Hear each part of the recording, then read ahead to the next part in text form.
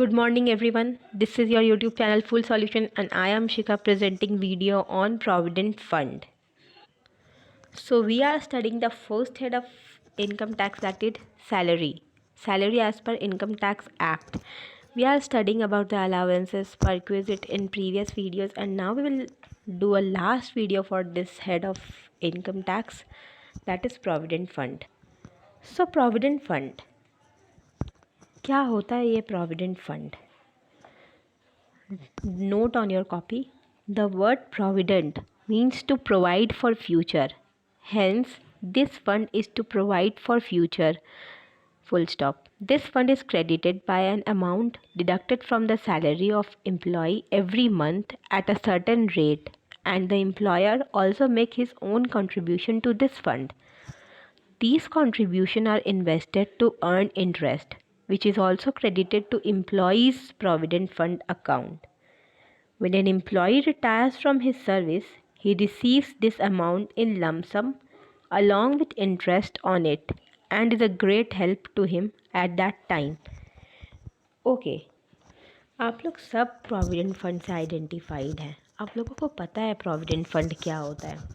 जब किसी को सैलरी मिलती है, लेट अस सपोज 30,000 रुपया सैलरी मिल रहा है, ये 30,000 आपको कैश 30,000 पूरा पेमेंट नहीं होता है, आपको 24,000 इन हैंड दिया जाता है और 6,000 रुपया जो अमाउंट है वो अलग अलग टैक्सेस के लिए आपकी कंपनी रख लेती है। उस 6,000 में कुछ अमाउंट प्रोविडेंट फंड का भी होता है, जो कि आपको जब आप वहाँ पे जॉब छोड़ते हैं तब आपको वो अमाउंट पूरा इकट्ठा करके आपको दे दिया जाता है। That is called provident fund. So provident fund एक ऐसा अमाउंट है जो आप हर साल हर महीने अपनी सैलरी से काट काट के जमा करते हो और एम्प्लॉयर भी उसमें कंट्रीब्यूट करता है। आपका कंट्रीब्यूशन भी और एम्प्लॉयर का कंट्रीब्यूशन भी, दोनों का कंट्रीब्यूशन उसमें होता है। और सबसे बड़ी बात है कि उसमें एक इंटरेस्ट मिलते चला जाता है। वो आपका एक अकाउंट खुल गया समझ लीजिए कंपनी में, और फिर आपको उसमें इंटरेस्ट मिलते चला जाता है, वो फंड आपका बढ़ते चला जाता है और लास्ट में जब आप उस कंपनी में जॉब छोड़ते हो तो आप उस प्रोविडेंट फंड को विड्रॉ कर सकते हैं फॉर योर फ्यूचर यूज़। तो ये एक प्रोविडेंट फंड का कॉन्सेप्ट है। It is a security for future, एक तरह से आपके लिए सिक्योरिटी है। So there are 4 types of provident fund. Provident fund total 4 तरह के होते हैं, 4 काइंड्स, 4 तरह के होते हैं। पहला statutory provident fund, second recognized provident fund, third unrecognized provident fund, and fourth is public provident fund. One by one we will see into this. First is statutory provident fund. Statutory, जैसा कि नाम ही बता रहा है, statutory का मतलब related to government, parliament से related. Statutory provident fund Indian provident fund act 1925 के अंडर आता है। ये जनरली गवर्नमेंट एम्प्लॉयज़ के लिए होता है। Government employees, local authorities, universities, इन सब में जो लोग काम करते हैं उनके सैलरी में से जब कट होके कुछ अमाउंट जमा होता है तो ये स्टैच्यूटरी प्रोविडेंट फंड के अंदर आता है। Semi government organisation, local authorities, railway, university, इन सब के अमाउंट को कट करके जब एक फ़ंड रखा जाता है उसको स्टैच्यूटरी प्रोविडेंट फंड बोलते हैं। Next is recognized provident fund. Recognized provident fund जो है वो पीएफ एक्ट 1952 के अंडर आता है। ये एक प्रोविडेंट फंड है जो रिकॉग्नाइज्ड है। दैट मीन्स ये 1925 वाले एक्ट के अंदर नहीं आता है। प्रोविडेंट फंड 1925 वाले एक्ट के अंदर नहीं आता है, बट इसके लिए हम रिकॉग्नाइज करवाते हैं इनकम टैक्स डिपार्टमेंट पे में कि हाँ मेरी कंपनी है, मैं इतने एम्प्लॉयज़ को प्रोविडेंट फंड प्रोवाइड कर रही हूँ। ये इनकम टैक्स में हम लोग जाते हैं डिपार्टमेंट में और जाके अपने प्रोविडेंट फंड का नाम वहाँ पे लिस्ट करवाते हैं।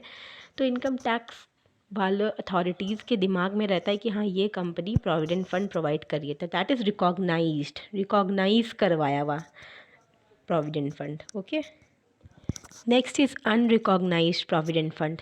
ये कोई भी प्राइवेट कंपनी है, वो अपना प्रोविडेंट फंड कुछ 10, 12, 15 लोगों को रखती है काम पे और प्रोविडेंट फंड देती है उनको। तो वो जो फ़ंड खोलती है वो अनरिकॉग्नाइज्ड, ना वो इनकम टैक्स डिपार्टमेंट में वो रजिस्टर करवाए हुए हैं उसको, और बस ऐसे ही पैसे कंट्रीब्यूट कर रहे हैं और फिर रिटायरमेंट के टाइम पे उन्हें दे देंगे। Okay, next is public provident fund. Public provident fund नाम से ही पता है, जनता के लिए। कोई भी पर्सन काम नहीं कर रहा है किसी सैलरी में, या फिर काम कर रहा है तो उसके कंपनी उसे प्रोविडेंट फंड प्रोवाइड नहीं करती है, तो वो क्या कर सकता है, अकाउंट खुलवा, बैंक में भी प्रोविडेंट फंड के नाम पे आजकल खाते खुलते हैं। और आप लोग को शायद जानकारी होगी कि पोस्ट ऑफिस में प्रोविडेंट फंड के खाते खुलते हैं, जहाँ पे हम लोग पोस्ट ऑफिस में जाकर डिपॉजिट करके आते हैं ना। ये आम पब्लिक के लिए, we also can do, salaried person also and business employed, और वी जो हम लोग थोड़े थोड़े पैसे सेव करते हैं ना, हम लोग भी प्रोविडेंट फंड में जाके वहाँ पर डाल सकते हैं। तो ये एक सेविंग टाइप का हो गया, बस इसमें इंटरेस्ट का हेर फेर है कि इतना इंटरेस्ट मिलेगा, यही सब। तो ये public provident fund. Now let us talk about taxability. Taxability on statutory provident fund is exempted. साफ साफ है कि ये एग्जेम्प्टेड होता है। एम्प्लॉय का कॉन्ट्रीब्यूशन भी और एम्प्लॉयर का कॉन्ट्रीब्यूशन भी इस पर एग्जेम्प्टेड होता है।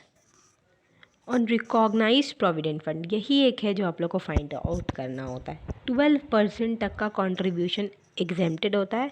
12% से जहाँ एक कॉन्ट्रीब्यूशन, एम्प्लॉई का जो भी कंट्रीब्यूशन होगा फुल्ली एग्जेम्प्टेड होगा, बट एम्प्लॉयर का जो भी कंट्रीब्यूशन होगा वो 12% तक एग्जेम्प्टेड होगा। 12% से ज़्यादा अगर कंट्रीब्यूट होगा तो वो टैक्सेबल होगा। और इंटरेस्ट जो प्रोवाइड होगा इस पर, वो 9.5% तक एग्जेम्प्टेड होगा। Beyond 9.5% it will be taxable. Unrecognised provident fund में भी एग्जेम्प्ट होता है एम्प्लॉयर का कंट्रीब्यूशन। ओके,